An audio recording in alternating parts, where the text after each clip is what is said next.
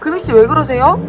보혜씨, 월급 받았는데 고정지출로 거의 다 나가네요. 고정지출이 뭐가 그렇게 나가는데요? 보험료가 제일 많이 나가요. 이세무사님께서 운영하는 밸런스 에셋하면 보험료를 줄여준대요. 그런 데가 있어요? 당장 가봐야겠다. 보험료를 진짜 줄여주실 수 있나요? 네, 맞습니다. 불필요한 적립보험료와 중복된 보장을 조정하고 개개인의 가족력, 적정 보험료를 분석한 맞춤 설계는 합리적인 보험료와 최적의 보장으로 질병과 부상에 대비하실 수 있습니다. 저도 보험 리모델링 지금 할래요. 밸런스 에셋으로 전화 주시면 쉽고 빠르게 무료로 상담해 드립니다.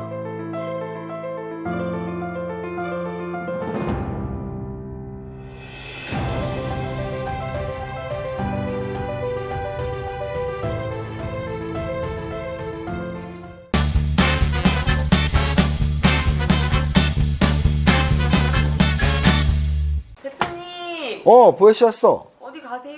오늘 한 달에 한 번 가는 김작가 TV 촬영하는 날입니다. 근데 오늘 혹시 이 영상 보시면서 김작가 TV에 라이브 방송이 있나 하고 가보실 필요는 없어요. 오늘은 녹화 방송에 좀 집중하고 라이브 방송은 다음 달에 하기로 이렇게 하고 가는 겁니다. 그래서 거기 김작가 TV의 업데이트가 굉장히 빨리 올라갔던 기억이 있어요. 그래서 오늘 촬영한 이번 주 중으로 올라가지 않을까 예측하는데 또 거기 스케줄이 있으니까 어쨌든 오늘 라이브 방송은 기다리실 필요 없고, 그리고 우리 자체 라이브 방송은 화요일 목요일 날 하기로 했었는데 오늘 화요일인데 김작가 TV에 가기 때문에 라이브를 못 하는 거고요. 수요일은 부자학교 줌 강의한다고 이미 공지 다 드렸었죠. 그래서 목요일 날 베스트 3를 잡아라 목요일 날 할 겁니다. 오늘 제가 말이 빠른 이유는 월말이 제가 가장 바쁜 날이거든요. 한 달 중에 가장 바쁜 날이 월말인데 또 김작가 TV 가고 오늘 주식도 좀 막 장중 변동성이 크면서 매매할 게 많이 써갖고 정말 정신이 하나도 없네요. 하나도 없기 때문에 아주 빨리 8월 장 마감 말씀드리겠습니다. 오늘 하루 장 마감보다는 8월 장 마감으로 한번 말씀을 드려볼게요. 이렇게 월을 누르면 2개월째 음선이 나왔다. 근데 이 음선이 아래 꼬리를 굉장히 달고 있죠. 그래서 거래소 같은 경우 장중 저점은 마이너스 4.79까지 월중 저점이 내려갔었고, 결국은 전월 대비 마이너스 0.1%니까 이번 달은 빠진 것도 거의 없는 달입니다. 거의 월초 지수로 회복을 했어요, 거래소는. 심지어 코스닥 같은 경우는 이번 달에도 양선을 내면서, 코스닥은 지난달에도 양선이었거든요. 그래서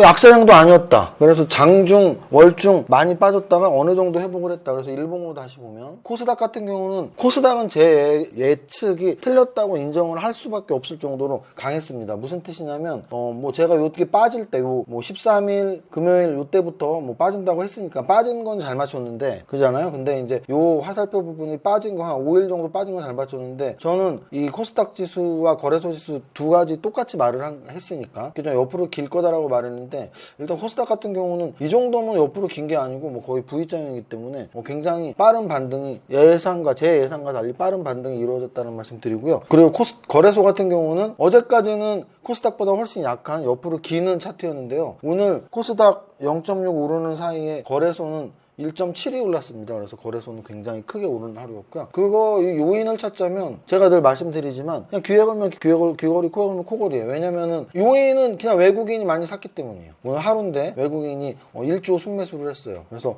외국인이 많이, 코스닥 같은 경우 안 샀죠? 코스닥 안 샀는데 거래소만 많이 샀으니까 거래소가 크게 올랐고 코스닥은 덜 올랐다. 그래서 환율과 연관해서 외국인들이 들어왔다. 요런 이제 기사를 접하시면 매매 동향 때문에 올랐구나. 외국인이 산 이유를 거기에 갖다 붙일 수밖에 없겠구나, 이렇게 보시면 되고요. 그 다음에 해외 증시, 아시아 증시 전체에서 우리나라의 위치는 어땠니 했을 때, 아시아 증시 전체에서 우리나라 거래소가 가장 많이 오른 걸 눈으로 확인할 수 있습니다. 그죠? 그래서 거래소 그동안 못 올랐던 코스닥 대비 약세를 오늘 하루에 이렇게 회복을 하는 모습이었다. 그럼 오늘이 8월의 마지막 날인데요. 9월장은 어떨 것 같니? 일단은 그냥 끝나는 것보다 이렇게 끝나는 게 9월장에 대한 그런 기대감을 좀 갖게 합니다. 기대감을 갖게 하는데, 여전히 저 정고점, 4월의 정고점인 3,300포인트 돌파 가능? 지금 3,200인데 차라리 어저께 그저께보다는 돌파 가능성은 또 높아졌어요. 제가 말씀드리지만 올라갈수록 돌파 가능성은 높아지는 거니까 당연히 높아졌죠. 근데 높아지긴 했지만 그래도 여전히 좀 불안한 마음을 저는 갖고 있어요. 그 이유는 계속 말씀드리는 전체적인 아시아 증시 전체의 정고점 돌파 가능성이 희박해졌기 때문에 우리나라가 아시아 증시 전체에서 나홀로 제일 강한 장을 보여줄까라는 거에 대해서 약간 약간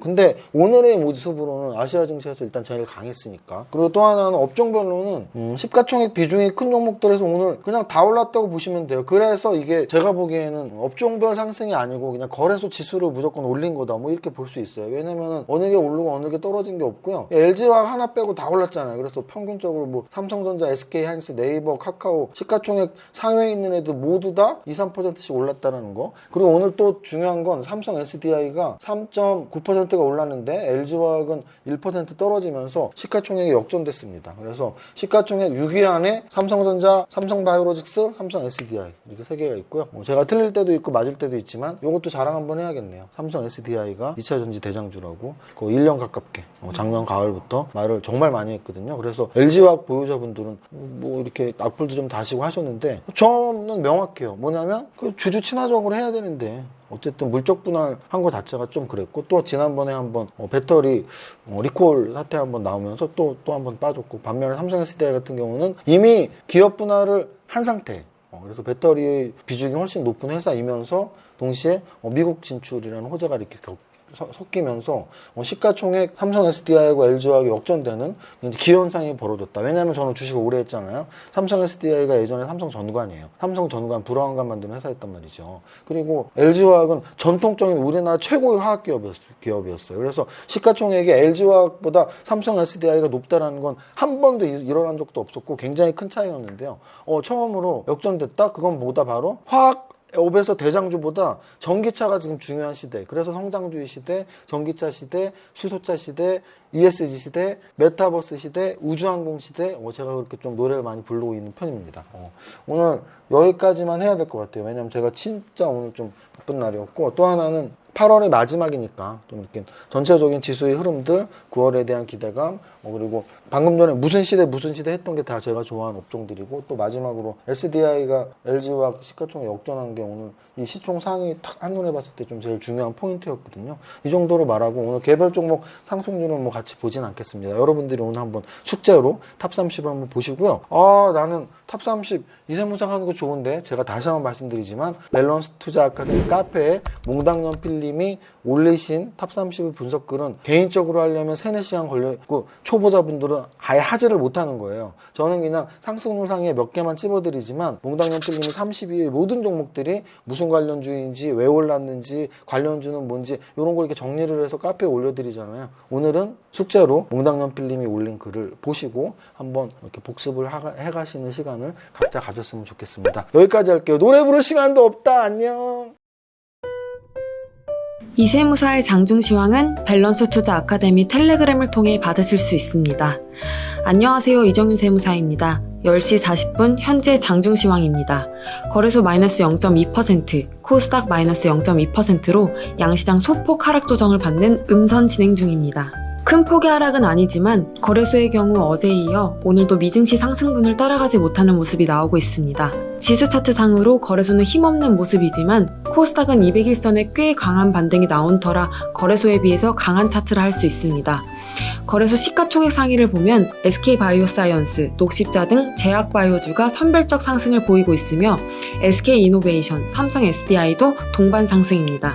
반면 금융주는 어제에 이어서 오늘도 조정이 이어지고 있는데 메리츠 금융지주 관련 호재에 관련주들 상승하고 있네요. 코스닥에서는 어제 장중 고점 당시 시가총액 2위까지 올라갔던 HLB가 어제 상승을 뱉어내는 12%대 하락이 나오고 있는 반면 에코프로비엠, LNF, 첨보, 3인방 오랜만에 동반 상승 나오고 있습니다. 전체 종목에서는 상한가 없이 상승률 32가 5%대로 눈치 보기 장세가 나오면서 개별 종목 상승의 폭이 적은 하루라고 보시면 될 것 같습니다. 원익 P&E 등의 전기 수소차 관련주, 한국 BNC 등의 코로나 관련 제약바이오주, 파인테크닉스 등의 폴더블 관련주 등의 종목들이 선별적 상승이 나오고 있습니다.